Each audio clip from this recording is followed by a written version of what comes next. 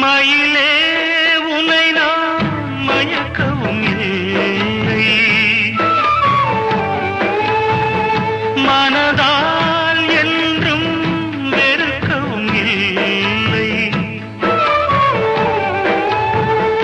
என்னை நீ தேடி இணைந்தது பாவம், எல்லாம் நீயே எழுதிய கோலம்.